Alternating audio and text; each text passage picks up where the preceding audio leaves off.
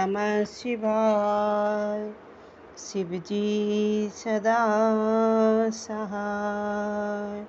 ओम नमः शिवाय। गुरुजी सदा सहाय। जय गुरुजी। शुक्राना गुरुजी। अनंत कोटि सभी संगत को जय गुरुजी। कोटि कोटि प्रणाम। गुरुपिता आज्ञा दीजिए पाठ करने का। संगत जी, शिव महापुराण रुद्र संहिता भाग 2 का 38 अध्याय है और श्री विष्णु और देवताओं से अपराजित दधीच का उनके लिए साफ और शुभ पर अनुग्रह है। ब्रह्मा जी कहते हैं कि नारद, भक्त वत्सल भगवान विष्णु राजा शुभ का हित साधन करने के लिए ब्राह्मण का रूप धारण कर दधीच के आश्रम पर गए। वहां उन जगत गुरु श्री हरि ने शिव भक्त शिरोमणि ब्रह्मर्षि दधीच को प्रणाम करके शुभ को कार्य की सिद्धि के लिए उद्यत हो उनसे यह बात कही। श्री विष्णु बोले, भगवान शिव की आराधना से तत्पर रहने वाले अविनाशी महर्षि दधीच, मैं तुमसे एक वर मांगता हूँ, उसे तुम मुझे दे दो।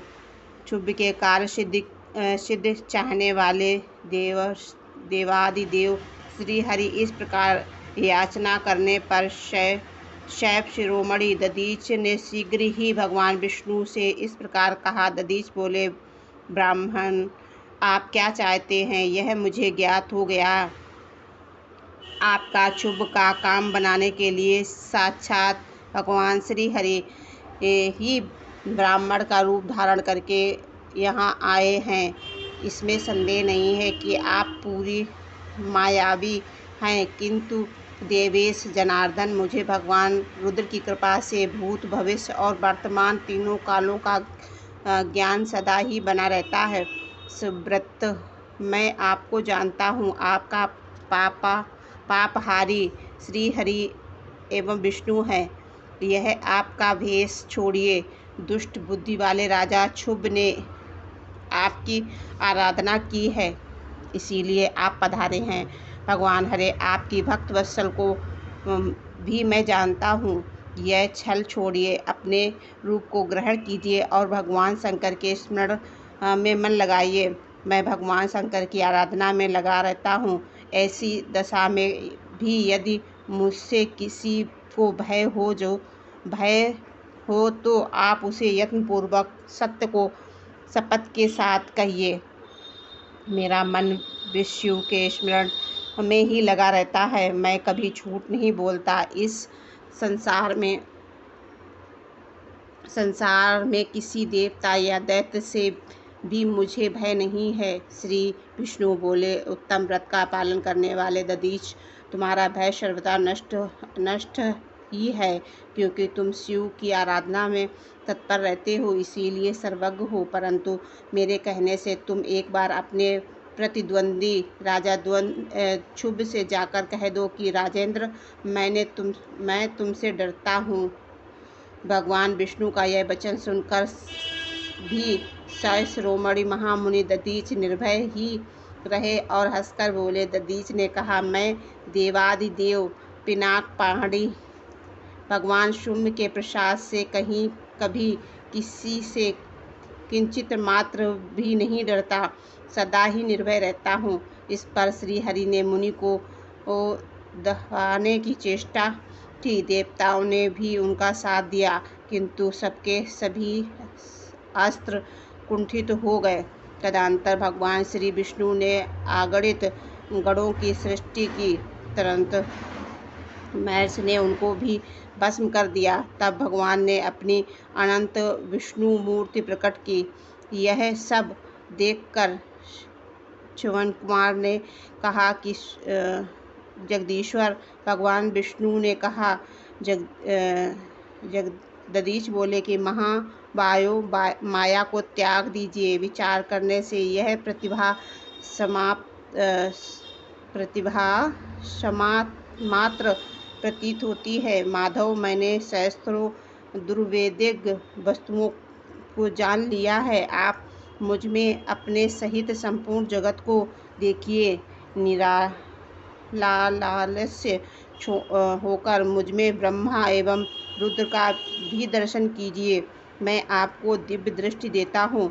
ऐसा कहकर भगवान शिव के तेज से पूर्ण शरीर वाले च्यवन कुमार दधीच मुनि से अपनी देह में समस्त ब्रह्मांड का दर्शन कराया।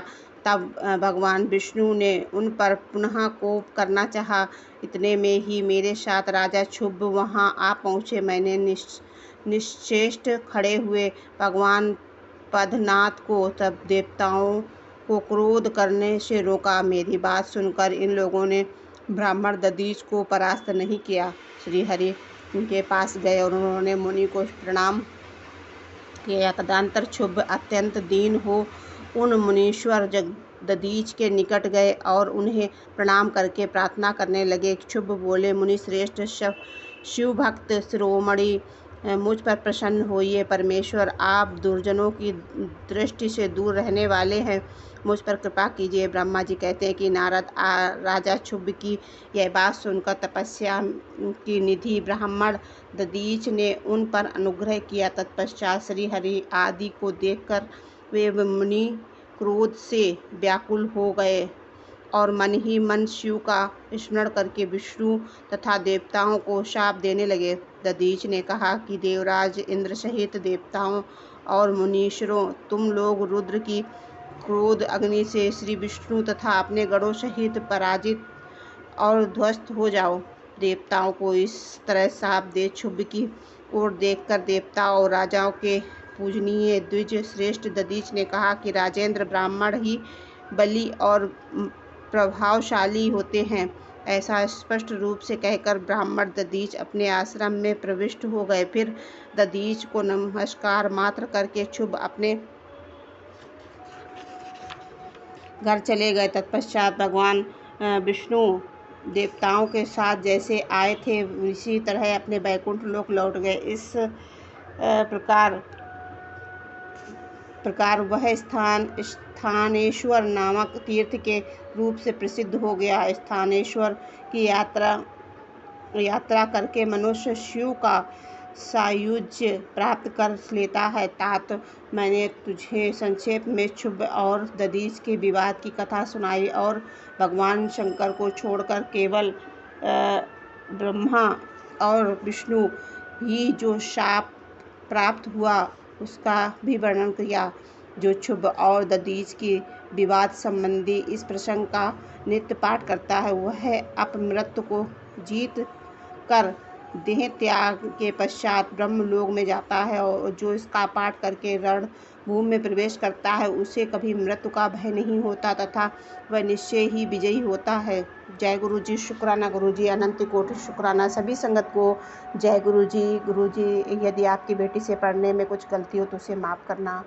सभी संगत को जय गुरु जी। शुक्राना गुरु जी। गुरु पिता सभी संगत पर प्यार लुटाते रहें और अपनी कृपा दृष्टि और प्यार से सभी संगत के दुख दर्द कष्ट दूर होते रहें।